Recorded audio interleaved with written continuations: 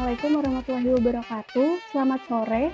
Perkenalkan, kami dari kelompok 4 yang akan membahas tentang Internet SCI atau yang biasa disingkat ISCSI dari kelompok 4. Next. Selanjutnya, saya akan memperkenalkan anggota kelompok 4 yang terdirikan dari Alma Aulia Yasmin, NIM 10191006, ada Andi Muhammad Yusuf Syarif Udin, NIM 10191010, ada Bayu Dwi Prasetan, NIM 10191016, ada Farhan Ramadhani, NIM 10191028, ada Fazarida Alfana, 95211014, ada Mahadeva Zulfikar, 10191046, ada saya sendiri Nabila Dianjalani, NIM 10191060, ada Risti Nur Fadilah, NIM 10191074, dan terakhir ada Syari Naruri Anggraini, NIM 10191080. Next. Selanjutnya ada outline pembahasan yang akan kami bahas, yaitu yang pertama ada pengertian ISCI, ada sejarah singkat, yang ketiga ada fungsi, yang keempat ada topologi dan cara kerja, yang kelima ada kelebihan, yang keenam ada kekurangan, yang ketujuh ada perbedaan dengan mode akses lainnya, dan yang terakhir ada contoh kasus. Next, selanjutnya kita masuk ke outline yang pertama, yaitu pengertian. ISCI apa sih? ISCI ini merupakan singkatan dari Internet Small Computer System Interface, di mana merupakan storage atau yang disebut biasa media penyimpanan dengan menggunakan Internet Protocol sebagai penghubung antara storage dengan komputer. Dengan kata lain, ISCI ini digunakan untuk menghubungkan hard disk dengan transfer data melalui jaringan internet maupun intranet. Selanjutnya akan dijelaskan oleh rekan saya. Baik, selanjutnya ada sejarah singkat. Next. Jadi di sini ada sejarah SCSI. Pertama itu SCSI awalnya dirancang untuk komunikasi dan penyimpanan. Diberi channel mendorong pemisahan perangkat versus transportasi, atau untuk perangkat versus bagaimana perintah ditransmisikan. Lalu ada pendekatan SCSI menggunakan TCP atau IP sebagai dasar untuk transportasi.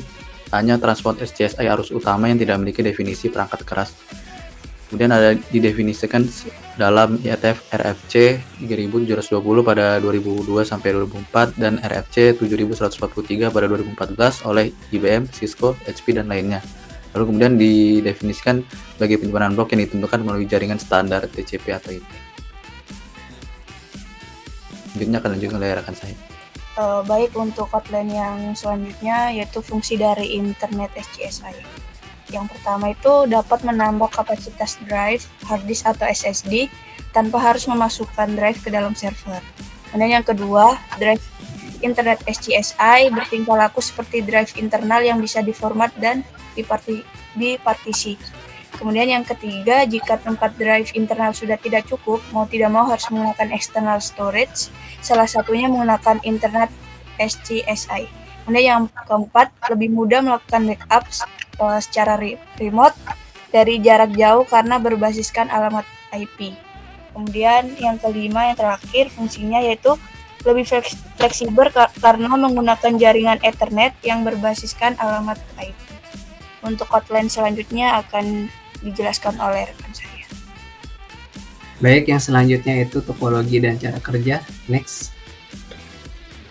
Baik, seperti yang dikatakan teman saya tadi, ISCSI merupakan kependekan dari Internet Small Computer System Interface, yang dimana ISCSI ini menggunakan Internet Protocol bagi penghubung antara storage dan komputer. Sebagai contohnya bisa digunakan untuk menghubungkan hard disk beserta transfer data melalui jaringan internet maupun intranet. Perbedaannya dengan misalnya protokol Samba, yang dimana kalau di ISCSI ini hard disk yang kita akses itu bisa kita gunakan seperti hard disk dari perangkat kita sendiri, yang mana bisa diformat pun bisa dipartisi. Sedangkan kalau misalnya Samba itu kita menggunakan hard disk dari perangkat lain, jadi untuk penggunaannya terbatas. Next. Nah, selanjutnya ini adalah contoh sederhana dari topologi ISCSI, yang dimana bisa kita lihat sendiri ini untuk perangkat penyimpanannya atau servernya itu dihubungkan menggunakan jaringan kabel, yang dimana dari perangkat servernya dihubungkan menggunakan kabel lalu disebarkan menggunakan switch untuk dibagikan kedua perangkat penerima datanya. atau sebagai komputer yang bisa mengakses data yang ada di data server. Baik, untuk outline ini sepertinya bisa dilanjutkan. Oke, baik. Selanjutnya itu adalah kelebihan dari ISCSI. Jadi karena menggunakan internet standar, ISCSI ini tidak memerlukan switch dan kartu yang mahal, dan terkadang rumit yang diperlukan untuk menjalankan jaringan switch channel. Itu membuatnya lebih murah untuk diadopsi dan lebih mudah dikelola. Kelebihan selanjutnya itu bisa menambahkan kapasitas hard disk tanpa harus memasukkan hard disk ke dalam server. Hard disk ISCSI bertingkah laku seperti hard disk internal yang bisa diformat dan dipartisi. Jika tempat hard disk internal sudah tidak cukup, mau tidak mau harus menggunakan external storage. Salah satunya menggunakan ISCSI. ISCSI ini lebih mudah melakukan backup secara remote dari jarak jauh. Next, selanjutnya akan dijelaskan oleh rekan saya. Selanjutnya, dengan kekurangan ISCSI, speednya lebih rendah dibandingkan efisiensi yang kecil, artinya memproduksi overhead data transmission lebih besar. Security-nya mudah untuk dihack dibandingkan FT, terutama kalau kita menggunakan regular data sebagai double SAN transport. Ini bisa diatasi dengan memisahkan antara IP fisik local untuk transfer lalu lintas ISCSI. Selanjutnya akan dijelaskan oleh teman saya.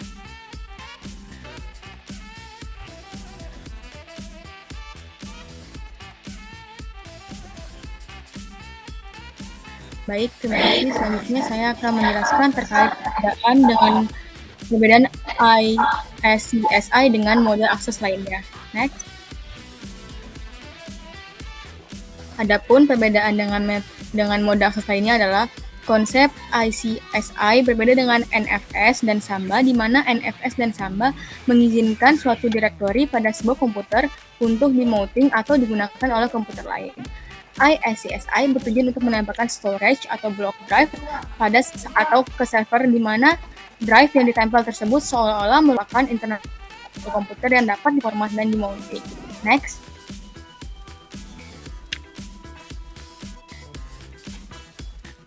Next.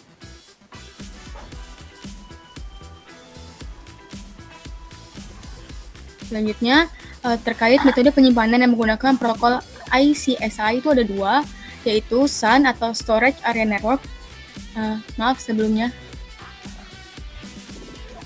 SAN Storage Area Network atau NAS Network Attached Storage, yaitu sistem media penyimpanan terpusat dalam jaringan yang memungkinkan komputer server atau klien untuk menggunakan media penyimpanan tersebut seolah-olah menggunakan penyimpanan lokal atau local disk. SAN atau Storage Area Network, kita dapat membuat SAN dengan sistem operasi OpenFiler, CentOS, link tutorial, atau kita dapat membeli perangkat khususnya. NAS, kita dapat membuatnya juga dengan sistem operasi FreeNAS atau Debian. Adapun perbedaan SAN dan NAS pada jenis aksesnya adalah SAN Storage Access Network itu langsung menyambung ke jaringan. Jadi kalau SAN tidak melibatkan prosesor saat file yang di-sharing tersebut diakses. Lalu untuk NAS atau Network Access Stores itu sudah ada, tapi harus di-share lagi OS. Lalu pada NAS saat file yang di-sharing tersebut diakses, maka file yang di-sharing akan melewati prosesor terlebih dahulu sebelum ke klien. Next. Selanjutnya contoh kasus. Next. Baik. Studi kasus penerapan ISCSI.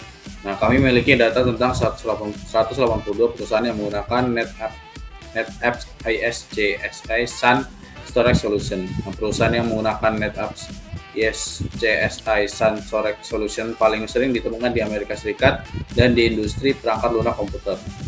NetApps ISCSI SAN Storage Solution yang paling sering digunakan oleh perusahaan dengan karyawan yang berjumlah lebih dari 10.000 dan lebih dari $100.000 dalam pendapatan. Nah, data kami untuk penggunaan solusi penyimpanan NetApps ISCSI SAN sudah ada sejak 5 tahun 8 bulan. Nah, ini ada beberapa perusahaan yang menggunakan NetApps ISCSA Sun Storage Solution, yaitu antara lain ada Cleveland Indian Spaceball Company INC, perusahaan Icon, ada Dell Technology INC. Next. Berikut adalah beberapa referensi terkait hal-hal yang kami jelaskan pada diskusi. Next. Sekian presentasi dari kelompok kami, kurang lebihnya kami mohon maaf. Saya akhiri, wabillahi taufiq wal hidayah. Wassalamualaikum warahmatullahi wabarakatuh.